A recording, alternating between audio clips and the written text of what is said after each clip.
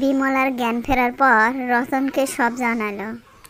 এ তো মহা অমঙ্গল, কোনো অপশক্তি ভর করেছে। আমাদের বাঁচতে হলে এবার সেই তান্ত্রিক বাবার কাছে যেতেই হবে। হ্যাঁ গো, এ কোনো সাধারণ প্রাণী নয়, এ কোনো অভিশাপ। তুমি একবার সেই বাবা লোকনাথের কাছে চলো, তিনি নিশ্চয়ই পথ দেখাবেন।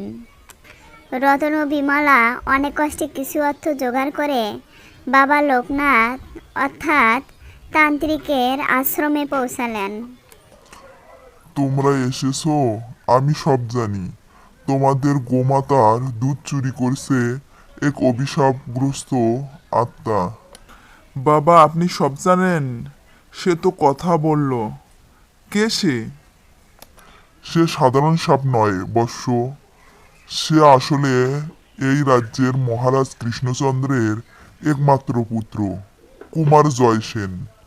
তাকে এক জঘন্য কাপালিক নিজের শয়তানি শক্তি পরীক্ষার জন্য এই সর্পরূপ দিয়েছে। তার অভিশাপ, সে মানুষের কোনো খাদ্য গ্রহণ করতে পারবে না।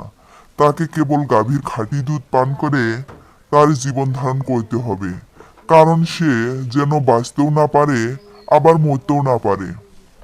হায় ঈশ্বর, রাজপুত্র, কি নিষ্ঠুর অভিশাপ!